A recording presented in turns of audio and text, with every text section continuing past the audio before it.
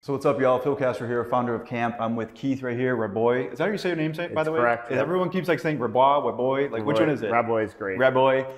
He is the GP of Coastal Ventures and also CEO of Open Store, along with investing in amazing companies at the super early stages, being a rock star entrepreneur and operator. And today we're just going to dive deeper into some of his history of doing this stuff, but also some things on the personal side, if you don't mind we digging in there too. Why don't you really quickly just talk about why you came to Miami first off, and why you went from Founder Fund back to Coastal, and then we'll start from there. Sure. So Miami's the best city in the United States if you care about your health, your happiness, or your wealth. Basically, people here believe in success, they believe in freedom, they believe in original ideas and creativity.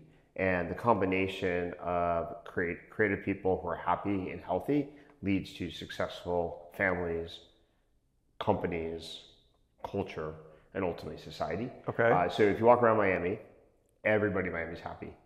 If you go in an Uber, they're happy. If you go to a barista, they're happy. And you take that for granted, maybe if you've grown up here, but if you lived in California, like I did for 23 years, nobody's happy. Yeah. There's nobody who's actually happy in San Francisco. There are people who pretend that they're happy because it's good for their career, but they're not actually happy. You don't see a smile if you go talk to a barista, if you go to a bar, an Uber driver, if you go in your office. Actually, nobody goes in the office in the Bay Area. Nobody actually works in offices except in like a handful of companies in the entire Bay Area. Mm-hmm. So anyway, San Francisco is completely broken. After living there, it became absolutely infuriating between drugs everywhere, homeless people everywhere, crime everywhere, the inability of the police to prosecute, inability to arrest and then prosecute people, keep them in jail, taxation, regulation, everything possible is broken and all self-inflicted wounds. Every other city in the world basically has conquered all of these problems. San Francisco has made an intentional decision to make life miserable for its residents, to empower a bunch of bureaucrats, and so but don't you think that has to do with, not to get too political, but democratic cities in general? Well, I think a monopoly city by Democrats is a disaster. A monopoly state, a city within a state is a really big disaster. You have monopoly cities like the proverbial blue cities within red states, but at least there's some competition there. Right. And so you can't quite go out of control. Like Austin has a bunch of liberal people running around, but Texas is a pretty conservative state. Yeah, if you go outside of the border, there's some limits. So in any event, everything in Miami is better, literally everything. Very limited regulation, no taxation at the state level, friendly people, safe people. If anything goes wrong, the police will be very responsive, very respectful, and the prosecutors will be aggressive and put the people who are perpetrating crimes in jail where they belong. All right, so two questions on Miami, and then we'll move on from this really quickly. Why exactly, like what exactly did Jack Abraham tell you to convince you to come to Miami? And also twofold question. You just mentioned that people in San Francisco are basically miserable. Were you miserable when in San Francisco? I think it's one of these Stockholm Syndrome things you don't actually know. Like, I actually honestly confused and conflated the disadvantages of urban living with the advantages of urban living without realizing that it's a San Francisco and California, LA sort of problem, that you can actually have the benefits of urban living without any of the disadvantages. Right. So the proximity to people, the culture, the environment, the just energy level that you see in a well-run city, you get all of that without any of the downsides. I just assumed that you had to kind of put up with B to have A, but that's not true. It's fake news sort of thing. So in any event, Jack Abraham had moved to Miami in March of 2020, and in September of 2020, during COVID, we were considering moving. And so I was curious about, whether you could build a successful tech, culture, tech ecosystem here. And Jack was both thrilled with his decision to move here. He bought a house 6 months after moving here, initially temporarily. And then he basically said, hey, look, we're building lots of companies here. We're founding, 10 new companies a year. And it sort of occurred to me that, A, there's a good reference check. He's like, you're gonna be happy here, and you should be solid as an investor here, because worst case is we're just going to create 10 new companies a year. You could fund the good ones. And I was like, oh, that makes sense. But I was willing to test it out, and we dove in. I mentioned, I actually glossed over, it was important that, San Francisco and California generally were locked down during COVID. In Miami, basically, other than about a month or so, was open. And I just believe that all the COVID policies in the United States were intellectually bankrupt and not going to waste a year, 2, 3 years of my life sitting around being locked in because someone doesn't know how to do proper research or science. And so in any event, we wanted to move to an open city. Miami was open. It was great. And Jock really confirmed that. I think it really helped. It was kind of like a reference check. Like you do a reference check on something. It's like, you do it first, let me know how it goes. Okay, it's going great, now go. He was extremely enthusiastic about the idea. No hesitations whatsoever. So I'm going to jump around a little bit from business to personal. Sure. What is the best life hack a founder can do to like up their game besides basically like routines? Like what kind of routines on a personal level can they do to up their game? It's really simple. It's sleep, sleep, and sleep. The magic for life, health, happiness, success is sleep. You need 8 hours sleep. How do you do that with kids? It's actually not that difficult. Now, admittedly, well, it depends on your kids, but my kids, we have 2 kids and they sleep fine. Truthfully, they're 3 years old. 3. They don't get up in the middle of the night, like basically ever. Okay. When they're really, really young, you need somebody at least in theory around them just in case. Okay. But they're never disturbed. Like sometimes they don't go to bed as fast as you want them to. But they're asleep, like they're sound asleep. So I have a 1.5-month-old, and we have the night nurse, and she's been a blessing so far. Yeah, night nurse. Well, actually, I found the best benefit of a night nurse is I knew nothing about raising kids. It's like the only thing you can do in the United States without a license, without a government approving. Is you should have one though. You actually have kids, and so I knew nothing about it. Like I mean, like kind of talking about amateur hour, and night nurses know everything. Because it's like their career. So they've raised 50 babies. Let me interrupt you really quick. Yeah. You just said something that you probably don't say a lot. But let's go back a little bit. Yeah. You said, I knew nothing. Oh, no, I knew nothing about lots of things. Yeah, but I actually invested in them all the time. All right, but you have conviction of some sort, though. I have conviction about the other person. Right, the other person. But this is you, though. That's you, I don't need to know anything. Yeah. Like the founder has to do all the my work. wife asked me the first time I was changing the baby, she's like, how many times have you changed a diaper? I go, you're looking at it. This is it. Well, yeah. How can you be? I'll give you a good illustration of babies when they're really young. They cry a lot, but how do you discern whether there's something wrong or they're just crying because they're babies? Right. Night nurses are really good at figuring out the difference, because explaining there's different kind of what cries. the difference is. Yeah, you learn how to decipher. Is there something wrong? Is the baby sick or ill, or are they just crying because that's what they do? All right. So going back to sleep, what do you? Keep going with baby advice. Yeah, I know we do. This is going to be a different kind of podcast if we go down that route. If we talk about sleep in general, I'm guessing that you're going to say this answer, but correct me if I'm wrong. It depends on your optimal sleep. Like some people could be optimal at 7 hours, some people could be 9. You want to be at 8, plus or minus 8. You don't really want to be above 9, and you never want to be below 6. But what about some people that just function? It's complete nonsense. Because you don't think they're at 100. They don't function. Like they pretend they function. They're not like as successful as they should be or could be. There's 1%, literally 1%. It's been studied. There's 1% of the U.S. population that has a very specific genetic mutation that allows them to function on less than 6 hours sleep. Got it. Everybody else is compromising their efficacy, their performance, their vitality, and how long they're going to live. And so if you want to live and have a happy life, but if you want to be at peak performance, the study that really unlocked this from a performance standpoint was done in 2008 with the Stanford basketball team. And basketball players, practice, let's say, 3-point shooting, free throw shooting all day their entire life. So from the time they're like 4 or 5 years old to the time that, like Stanford, like they're like 18 to 22. So it's like something you take 500 shots a day, actually, if you're a really good basketball player, like to practice. So they've optimized it. You take the same people and all of a sudden you give them 8 hours sleep. They improve their free throw percentage by 10 percentage points. Yeah. That's insane. It's like literally insane. You've taken the most well-trained people on the planet and they've optimized for a decade of their life or more. And just by making them sleep better, they improve by 10 percentage points. Same thing on 3-pointers. It's like crazy. So once you read the study, you're like, oh my God, I'm changing my whole life. That's actually what, I mean, I already believed in sleep. I could tell the difference between when I have a lot of sleep and when I don't have a lot of sleep. Sure.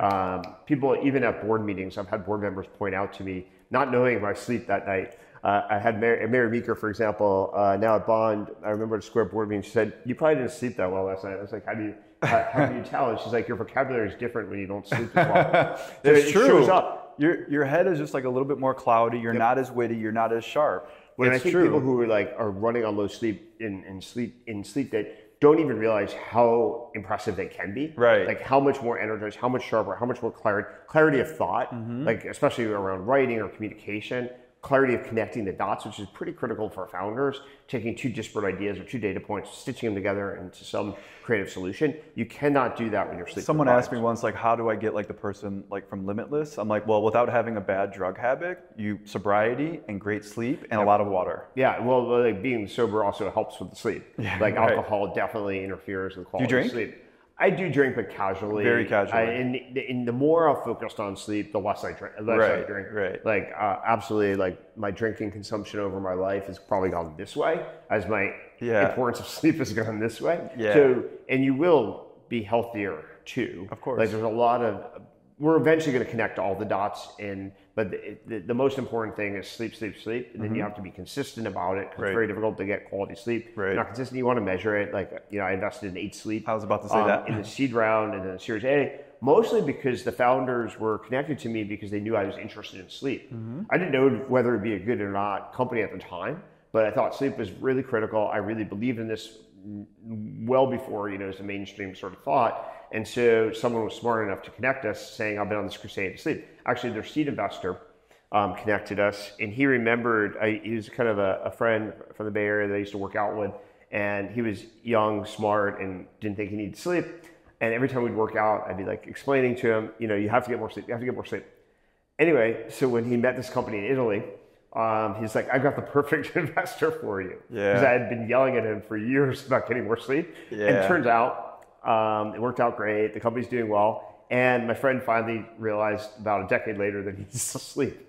That's a funny thing that you invested in them, because I feel like you're more so always leaning towards software, but this is hardware. Oh, right? I don't mind. I'll invest in anything if it has potential. Like if you think about it, 8 Sleep should be the Nike of sleep. Like there should be one brand. When you say, I want you to improve my sleep, where do I go? What do I do? What's the reference point? So 8 Sleep starts with a foundation that improves your sleep. It's a product that actually will improve your deep and REM sleep, and it's been proven in research papers now. But then using that baseline to tell you, should I optimize this? Should I change my diet? Should I take certain supplements? Should I change my room? Something about the room, the configuration. So pardon my ignorance, but don't they go more for 1% upper class? Like how do they get to the middle class if their beds are more expensive? Well, the beds are relatively expensive. The covers are less so. But again, if you think about it, assuming you have some disposable income, which mainstream America has some disposable income. If I'm sleeping 8 hours a day, I know you're going. I would take the dollars per hour. Investing in yourself. The same thing is true of people who go running a lot. If you're running every single day, like I don't run every single day, but if I were running 3 to 10 miles a day, I would buy the highest quality running sneakers if possible, because your usage per dollar is incredible. Right. But I feel like a lot of middle American probably don't think that way, but they should. They should. Well, it's like, if you're going to sleep 8 hours a day, that's like, I think someone did the math, and the math might be slightly off, but roughly you sleep 28 years of your life or something. So if you're going to invest something that you're going to use for 28 years, it's a pretty good investment. Yep. Okay, so how can founders evolve as their startup evolves? Like obviously, pre-seed 0 to 1 type stages, you can be a rock star, and 6 years later, you can be almost useless. How can they evolve when their startup evolves to a scale up? It's very challenging because you're trying to project, companies do evolve and they change every year. And the better the company, the more they change. The velocity, like the acceleration, all this stuff, it's fundamentally different every year. So the only way to stay ahead is kind of imagine the slope of a company trajectory.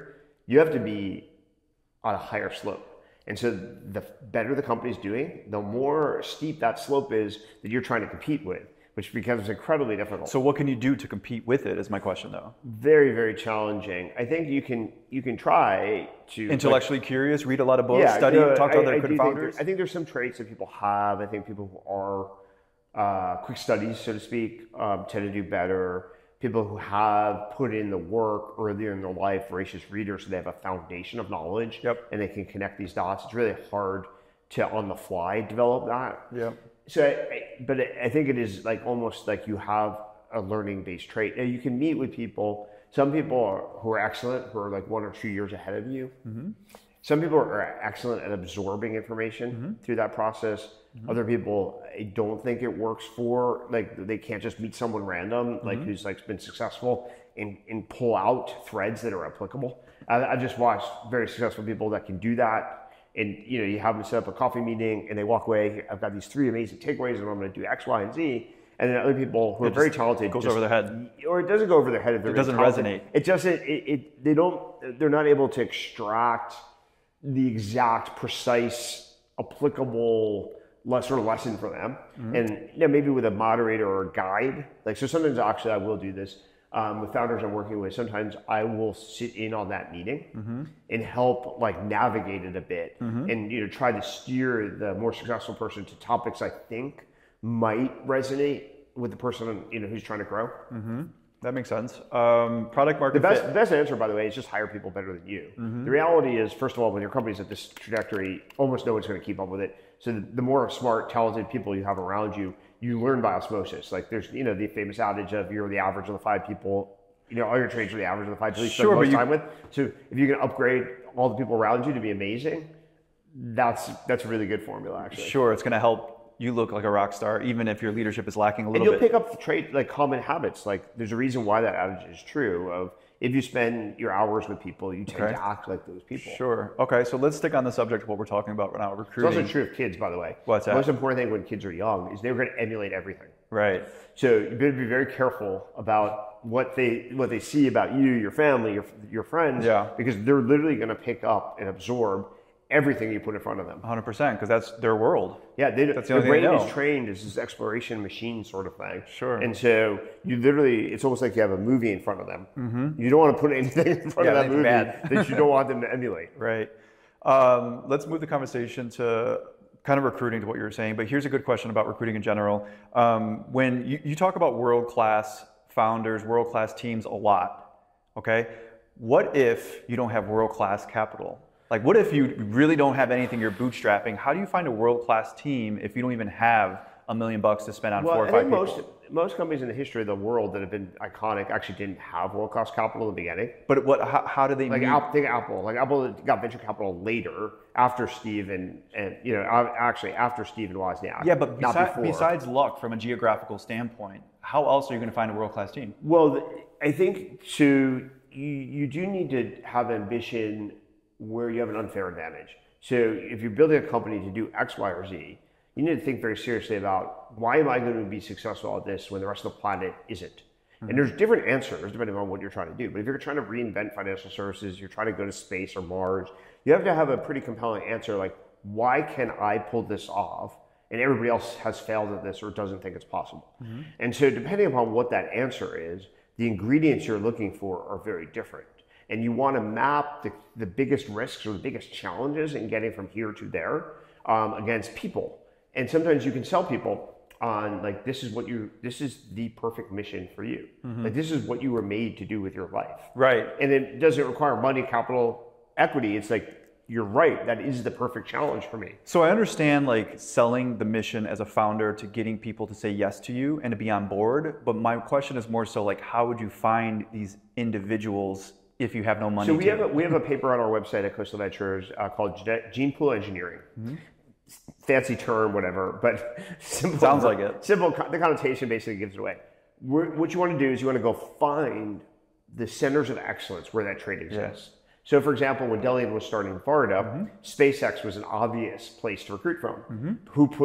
Delian needs to put things up and bring them back down, basically simplify Varda. But at the end of the day, where do you find people who've often put stuff up successfully and brought it back down? Mm-hmm. SpaceX. Yeah. So go through LinkedIn and find, So basically any skill you need, any mm-hmm. trait, you find out where do the people who are awesome at that tend to hang out, where do they congregate, where have they worked?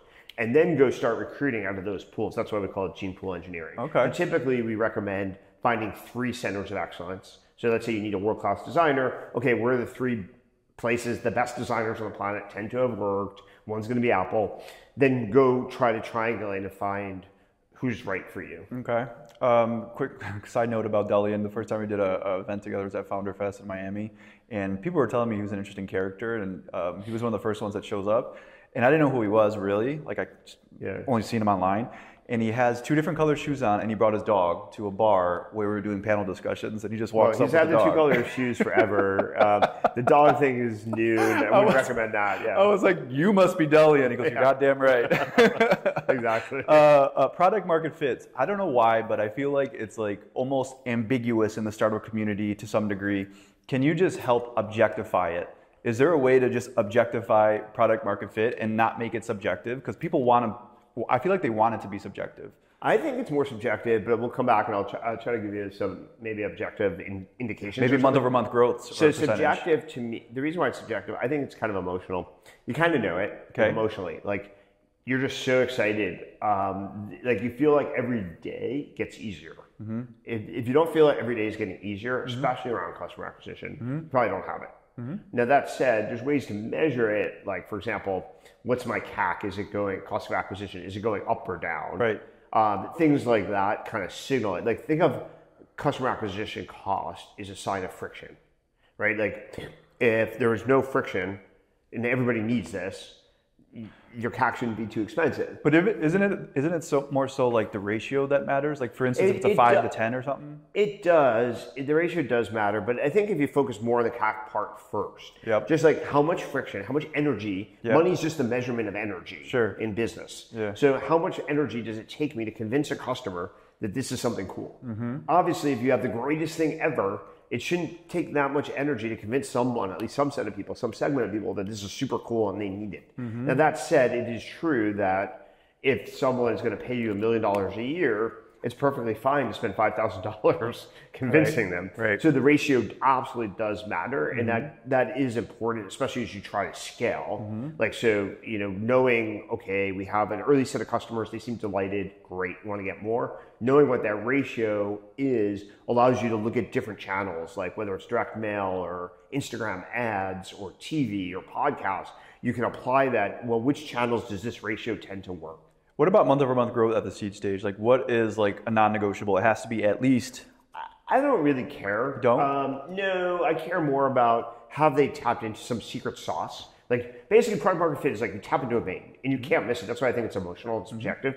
It's like you tap into a vein, you know. Mm-hmm. If you have to ask questions, did I tap into a vein? You definitely have not tapped into a vein. Okay. When you stick something in your arm, you tap into a vein, there's no way you're not going to notice. So how do you tap into the vein for your founders? Usually you're trying, different things. Mm-hmm. And if you have to measure it with statistical significance, it's not product market fit. Mm-hmm. Like if it comes down to... I'm sorry. Maybe I didn't explain myself well. I meant like just investing in founders. Oh. What do they need to be at month over month? I switched the gears a little bit.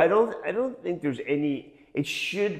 It should be accelerating typically at seed because it should be getting easier per my point. I think the amount of time, like you've been doing this matters too. So for example, if you're doing it 3 months, very different answer than if you're doing it 3 years. Sure.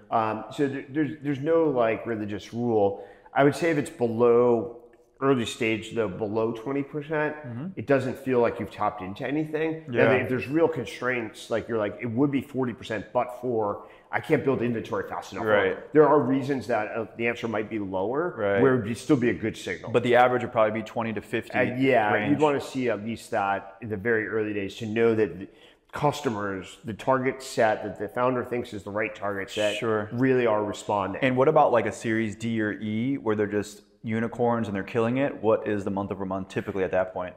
I don't know if you'd measure month over month at that point. Yeah. Or depends on the business model. You might do quarter. Yeah. Sometimes smoothing it out like is benefit is sharper. What about year over year then? Well, I like to see clearly over 100%. Okay. I don't like to see deceleration below 100% until very late stage. Like IPO. IPO. And even then, I'm not like enamored with like this 40-50% growth rate. Mm-hmm. I think those are not typically the best companies. Mm-hmm. Every company at some point, gets to enough scale that without reinventing what they do, without having a new quote unquote S-curve of product innovation, they're going to hit something like that. But you should be able to postpone that for a long time. What's your biggest regret in life? Like, what do you think about sometimes? You're like, wow, I should have moved to Miami earlier, probably, but like without COVID, I should have knew that answer was going to come from you. Without COVID, I don't know if I would have had enough confidence. Outside of Miami. I don't know. I don't really think that way. I don't know if I have any regrets. Like, I don't think it's that productive in the sense of you have to make decisions at the time. And the only decisions I kind of reanalyze are the ones where there was information that at the time was possible to know and ascertain that I neglected. You're dealing with probabilities, like, and so probabilities by definition means you're not going to get 100%. So I tend not to like really think back too much unless constructively I can identify something I should have known at that time that was available and I kind of didn't pay attention to. Yeah, I mean, it's impossible to have more life experience, I think, at certain ages, but it's not impossible to read more books. You could have connected dots. Yeah, you can, but there's opportunity cost at the margin. Probably like, for example, I probably stayed in the practice of law a little too long. I think it was helpful to go to law school, even though I wasted most of my 30s pursuing legal education and practice. I think it was moderately helpful to maybe very helpful to go to law school in lots of different ways. Clerking was phenomenal.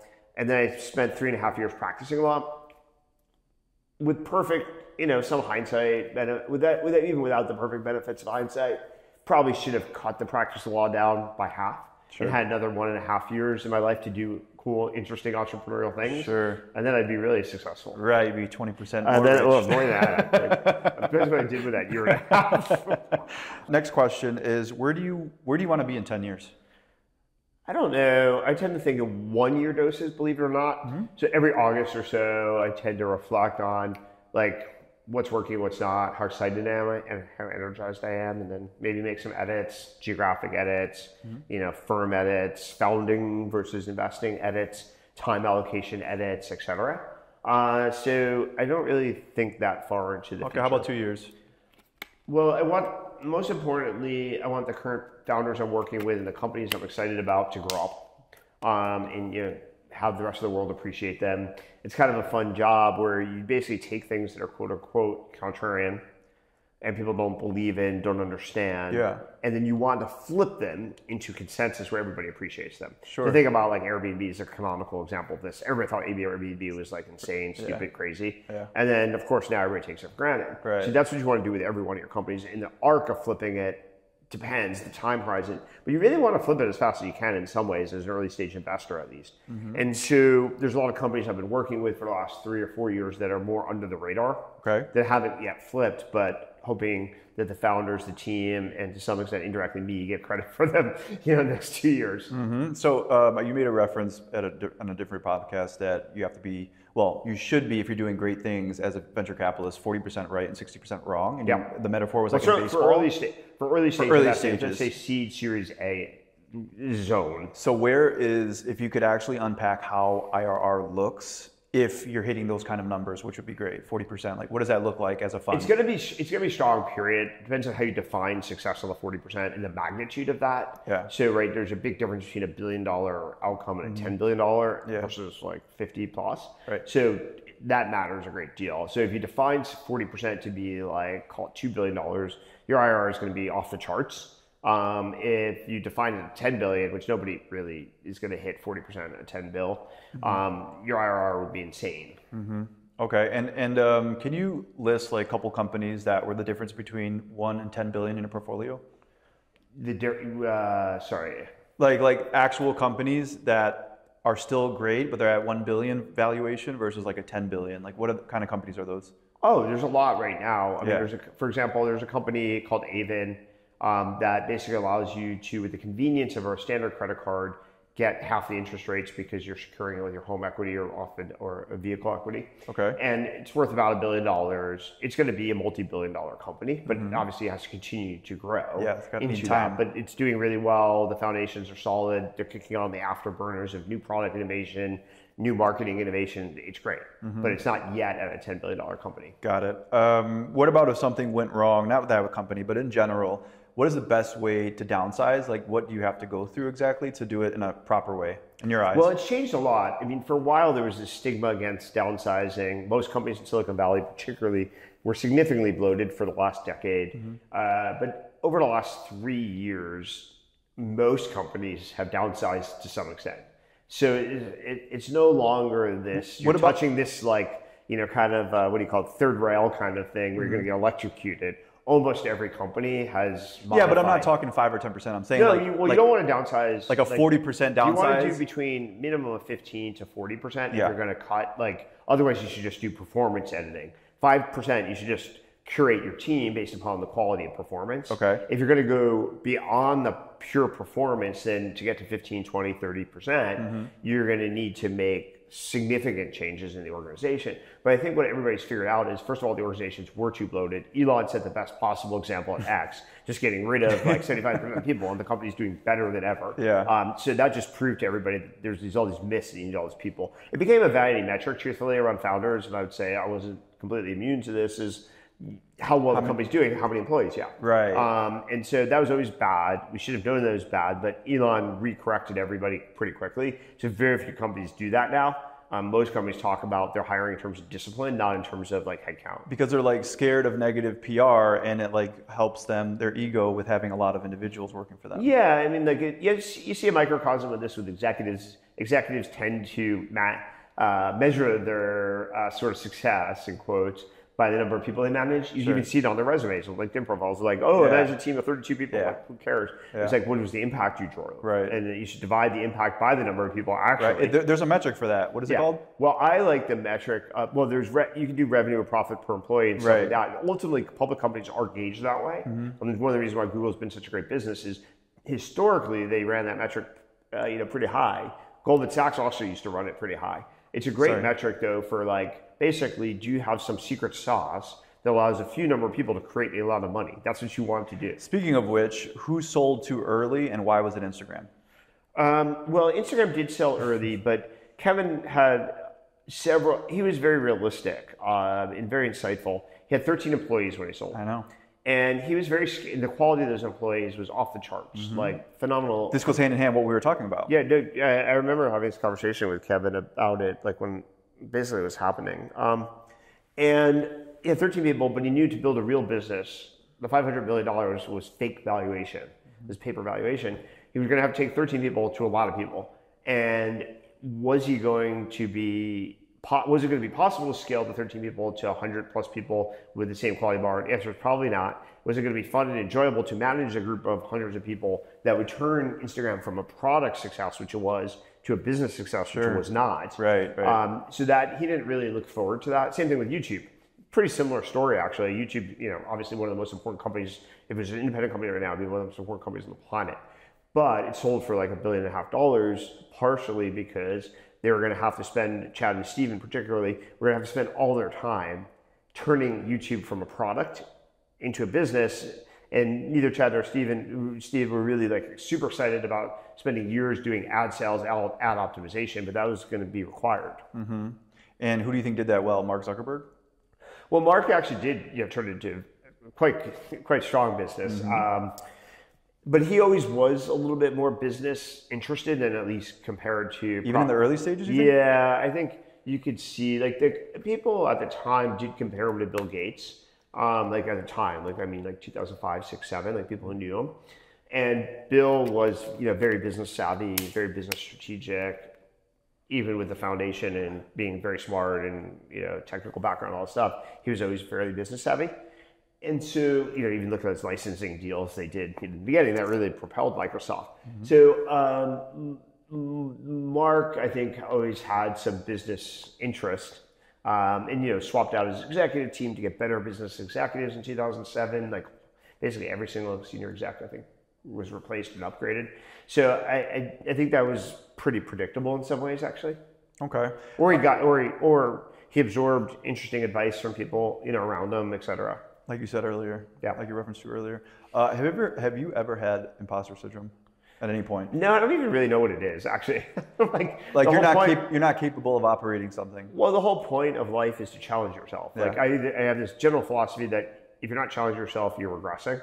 You're retarding. And so the way you stay ahead, the way you stay young, energized, is you keep challenging yourself. So by definition, every time you challenge yourself to do something new, it's something you haven't done. Yeah. If you're not sweating, it's not difficult. Let me tell you a little bit about what I'm building right now. So at camp, we throw entrepreneurship events all across the country. Last year we did 137. This past month we did 309. 309 this month? 309,000 last month. Events? Yeah. No, not, money, 309,000.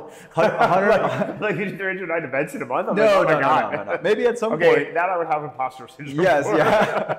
But the point is that I'm trying to almost like scale a lifestyle type business. Sure. And I wouldn't think I have imposter syndrome, but I will say that I have a lot of stress, but I feel like this stress is manageable.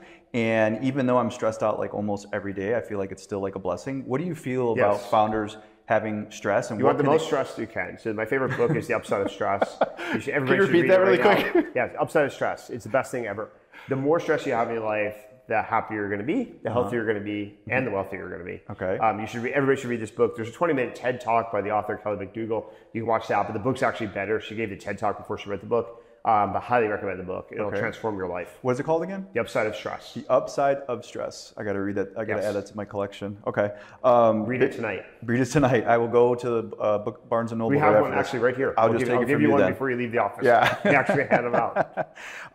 Who is the number one celeb you would love to take berries with you? Your class. Great question. I'd probably go on the DJ side because I want them to berries, for those who don't know, is a 50-minute high intensity workout that combines like sprinting and incline running on treadmill with weights, free weights. You go back and forth. But it's orchestrated and synchronized to music, and the music's pretty critical to the class. Yeah. So I'd want to actually have like a DJ plan the class. Who would you want? Well, I like lots of DJs. So I've got like 10, 20 choices. Kygo, Tiesto, Hardwell. Hardwell would be a really tough class. Yeah. The intensity of keeping up. Your heart rate would be high. You want your heart rate and the exercises synchronized to basically the BPMs. Sure. So Kygo is pretty chill. Yeah. Like when I teach a berries class, I love Kygo, but I actually have to work pretty hard to integrate his music in. Okay. Most of his songs don't have great. Martin Garrix is pretty easy to program against. He has significant builds and big drops, which is what you really want. You're taking this question really seriously, and I like that. The most important thing is like, is your berries music excellent? I spend 2 hours a day at berries. It better be good. How does one calculate run rate versus ARR, especially like if you're not even in a subscription model business? Right. Well, so ARR, strictly speaking, if you're not in a subscription business, effectively, you really can't use ARR. Yeah. You need a contractual, so the technical definition is, you need a contractual commitment for the customer to be paying you that. Most businesses are not that. Like think e-commerce, like I order something on Amazon. I may happen to do it every month or every week, but I don't have a contractual requirement with Amazon. Now, their prime business is ARR because I have a subscription. I have a monthly subscription, whatever it costs. So even in two different businesses, you may have some revenue that's non-recurring and some businesses that it is. Right. Okay. So you have to, basically it comes down to, is the customer required to continue to pay you for some period into the future, typically annually. Okay. But that is potentially annually recurring revenue. But otherwise it's just annualized revenue, which is just an extrapolation of a data point from a particular month multiplied by 12. Right. Got it. Makes sense. You had some really impressive bosses in the past, Max, Reed, Jack, Vinod, and Peter. Who is the smartest one? And twofold question, who's the smartest person that's alive right now? Smart is different because all the 5 of those bosses have traits that are like IQ. Who'd you take from the most? Sorry? Who'd you take from the most? Well, probably Peter. I probably learned the most about technology, startups, et cetera, that I've applied and remixed almost like in the music sense. I take a lot of Peter's ideas, remix them, slightly modify them. Hopefully like a good remix, they're better. Sometimes they're probably worse. But I actually take a kernel of an idea from him and then convert it into a full philosophy. Okay. And then apply it. So he's taught me a lot. Learned a lot from Vinod. Vinod was on my board at Square. So I learned a lot from that experience, as well as obviously been working with Vinod as an investor for 7 years now combined. So obviously absorbed a lot on the investing side, company building. Jack is great at building companies and products and a lot of insights that were actually counterintuitive to the way I sort of grew up earlier in my career. Like I grew up more empirical, more bottom up, PayPal, LinkedIn. Jack is a design-driven, top-down thinker, and so he's able to marry the two. Okay. What about smartest person in the world in general? I don't know. I think Naval is. I think he has great pretty takes. smart. His He's philosophy definitely pretty takes, smart. I think they're pretty Delian's great. pretty smart too. Yeah. I wouldn't want too many people should not try to keep up with Delian's IQ. Or his shoes.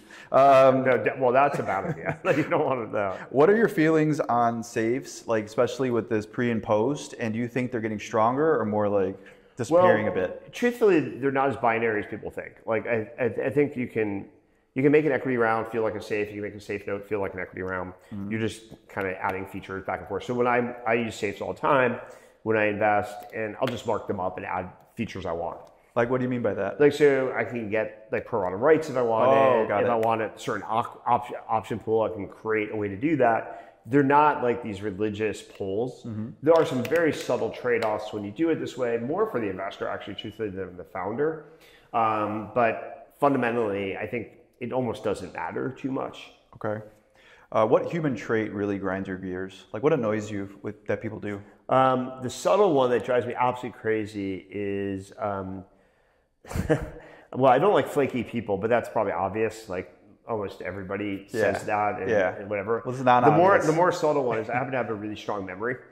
So if I have a conversation with anybody, socially or professionally, and they forget the conversation, it drives me absolutely insane. Like I hate to repeat myself. Okay. Like ever. Okay, that's like, a good one. It drives me absolutely crazy because I remember almost every conversation, so I just assume that other people do. That makes sense. What keeps you up at night? Usually not your kids. I know that. No, they actually, as I said, they sleep. They sleep fine. Usually, if I can't sleep well, it's like replaying some conversation that I wish I had sort of articulated differently. Yeah, like it's like, oh, if I had framed it this way, it probably would have clicked better. And is it like from that day, or is it from like 2 weeks ago? It's usually from that day. From that specific day. It's usually from that day. Okay. Are founders made or born? This is a great question. I think, well, it's a little bit both, but I don't mean it in the kind of boring, banal way. To be successful as a founder, you have to have a trait that puts you in the top 1 to 10 basis points on some dimension compared to the rest of the planet. If you have that, you have a shot of being a very successful founder. But then can you take that trait and parlay that into company building? That is more made. It's can you absorb information from lots of different sources? Can you work with the right people? Can you continue to sustain and grow over years, sometimes decades? That is more of a made trait. But if you don't have this born, like I'm in the top 1 basis point, you're not building a foundational company. Okay. So it's kind of like the answer is a little bit of both. You need to have both. Yeah. The first one gives you a shot. Like if you think about how, the reason why to back into this a bit is how absurd is it to wake up one day and say, I'm going to reinvent the world? It's kind of crazy. Like it's borderline irrational. Mm-hmm. I'm going to reinvent the world of payments. I'm going to reinvent the automotive industry like Elon. All of those are insane. The only people who have a non-zero chance of pulling it off have some trait that's so extraordinary that they have a non-zero chance. And then they have to add all these other things. But if you don't have the non-zero chance, it doesn't matter. It's a little bit like sports. So look, most people are not going to be Major League Baseball players. And that part is born to a certain extent. Like there are some things you just have to have, including eyesight if you're unless you're not a pitcher. You have to have a certain eyesight. There's a study that if you don't have 20/10 vision, the chance you're a Major League baseball player is really small. Yeah. Or basketball, a certain height, right? Like there's a stat about like 40% of the 7-footers alive like played in the NBA at some point. It's like, so there are some traits you just have to have. Now that said, you have to work your ass off to take advantage of those traits. Sure. And so you need both. Yeah. Do you and by the way, I had this conversation with your friend David Sachs. Do you believe in free trials, like any sort of free trials? And if so, okay, what about... There's a hedge. I mean, as a general rule, I think it's better for founders not to think that way. Let's put it that way. Okay. The reason why is usually you will see that the friction of getting over the trial is very similar to the friction of getting the full payment. And so obviously it doesn't make sense to give a free trial if you're going to bear with, mostly you're going to have to bear with the same sort of decay function. That said, there are very small examples to the contrary, but I'd be very judicious about trying with free trials. Plus you get this fake drug. The other problem you have is you're growing, you think you're growing, you have users and users and users. Yeah. But until you hit them with a real paywall, you don't really know what you have. Now, if you hit them with a real paywall and you know what that conversion is, then you can kind of make the business equation work. But if you're deferring hitting anybody with a paywall, you don't really know whether it's going to be 10%, 5%, 10%, 15, 20. You're really confusing yourself whether you're actually having product market fit. Another way to think about it is if users aren't paying for something, do you have product market fit or not? Well, here's a question for you. I mean, if you go to a restaurant and they don't charge you anything, does that show that people like their dishes? Right, but I would think that, and maybe you can tell me whether you agree or not, investors are banking on the fact that they will make money from them at some point soon. It usually doesn't work that way. So I think of the restaurant example is a pretty good one. When you build something, the cost of your dish is the ingredients. And unless someone's willing to pay you more than the cost of the ingredients, you have actually not created any value in the world. Right. And you should know that. Now, that said, here's a free trial example that does work. Very calibrated. I'll take it from DoorDash. Let's say you say your first delivery is free. Mm-hmm. Okay, so people may not believe when DoorDash was first starting that this delivery is going to work. Like, is this driver going to show up on time with my food hot? Is it going to work? Okay, maybe one free trial on delivery to show that the product experience works. Yeah. After that, you better be paying full price. Sample, you're saying. Give them a sample. Exactly. Like to prove that the value proposition will work for them. Yeah. But then it's very limited because once you get the hot food, you better be paying the cost of the ingredients plus some profit. Let me ask you a relevant question to what we're talking about then. Let's say startup A, without knowing any more information, startup A has 2 million users in under a year, but has not monetized. And startup B has 5 million ARR in year 2, and you don't know anything else about them. Who are you picking? Wouldn't be able to, because you'd have to know how they got the 2 million or 5 million. Like, so for example, if you got 2 million for free, like a viral product or something, that's actually pretty damn good. Yeah, that's what I was going to say. So, because if you have 2 million, even if you monetize at a cent per user, which is obviously terrible, but 0 versus a cent is still pretty good. Yeah. Right. So you need to know how did they get to that scale at an absolute minimum. If you had a karaoke tomorrow, what song would you karaoke? Well, my singing is terrible. So I have a lot of, I like music a lot and I have a lot of songs I really enjoy, but I probably wouldn't try to sing them myself. Yeah. I'd probably find something simpler. Yeah. But for, songs I really like is I like Martin Garrix's High on Life or like Alesso's Heroes. I like Kygo's Stole the Show. I wouldn't try to sing. I've actually been asked to sing that one, Firestarter, but those are really hard. I find a simple song. Do you ever go to concerts or festivals to watch them live? I go to music shows all the time. Really? Yeah. What was the last one you went to? Armand Van Buren. He is an OG. Where was it at here? It's in Brooklyn. And then I'll probably go to some this weekend, actually. Wow. Okay. I did not know about that. I see Chainsmokers. That's pretty cool. Griffin. Yeah. Okay. Maybe the Killers, too. All right. All right. So my last question to you is this. You meet younger Keith, 20 years younger. What do you tell them on an elevator ride down? Drop out of law. Okay. That'd be the number one. Move to Miami. That would be number 2. Well, don't live. It's tricky because it depends where you're gonna. You have to jumpstart your career somehow. So the switch into technology back then probably might have required the Bay Area. Kind of move at least to jumpstart the technology. New York worked out okay, and maybe the future of New York in tech is even better, which I think there's a shot for. I mean, I've looked at my investments over the last 5 to 10 years, and my number one geo is actually New York, most popular geo that I've been investing in. But is that because you're more heavier investing over there? I don't know. Obviously I'm more responsive to New York entrepreneurs because I can be there tomorrow if I need to meet in person, or they can fly down here. Yeah. But I've just found a lot of interesting investments. I looked at my last 5 investments at KV, and let's see. The last 3 rounds I led are all in New York. The last seed I half participated in is in New York. The last kind of round I did with Vinod will probably be Miami based. Ultimately, the founder's still deciding where to base the company. So that's 6. So that's pretty good. Yeah, no, that is pretty good. And then when I moved over from Founders Fund, I reinvested in Ramp, which is both New York and Miami. Yeah. Reinvested in a company that we haven't announced yet, which is in Miami. Actually, we share an office with them. And reinvested in one company that's a little distributed, a little bit Bay Area, but the founder lives in Park City. So, if you look at the last 8 months of my life, nothing in the Bay Area, basically. Nothing hardcore in the Bay Area. 5, 6, 7 in New York, or at least New York and Miami. and then 1 to 3 in Miami. Okay, so I lied. I want to ask you one more thing. It's going to be a fire round question, really quick. Yeah. I say this or this, and you pick one of them. Cool? Okay. All right, McDonald's or Burger King? Oh God, neither. Amusement park or water park? Amusement. Lamborghini, Rolls Royce? Oh, Lamborghini. First class flight with a lover, private jet with a friend?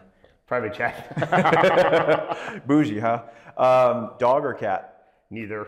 Simpsons But or... definitely a dog if I had to choose. If you had to neither. choose? Yeah. What kind of dog would you choose? I'm I curious. don't know. I don't like animals, but like I hate cats. Yeah. I'm definitely allergic to cats. Okay, so okay. that's out. Simpsons or Seinfeld? Neither. Hate both. I already know this answer, but I'm just going to ask it anyway. EDM or rap? Oh, EDM's amazing. Yeah. What's your second favorite genre? Alternative rock. It's kind of dead now, but in the 90s, like think I was about to say 90s. Killers, Snow Patrol. Oh my God. That's really old school. That was what I mostly grew up. Italian cuisine or Mexican cuisine? Italian. Favorite place in the world besides Miami? St. Bart's. Nice. And That's bougie in there. It is Sydney, bougie more too. mainstream Sydney. Yeah. And then your favorite person that you met in the past month? Oh, Donald Trump. Where at? Well, I met him a few times. Actually, I had never met him until May or June. So not exactly last month, but I met him a few times last month. How was he in person? I'm curious. He's witty. He's hysterical. Like, he's funny. He's humorous. He's extremely funny. Oh, okay. Are you going to vote He's for him? really good at marketing. You going to vote for him? Yes, for the first time. I did not vote for him in 2016 or 20. Yeah.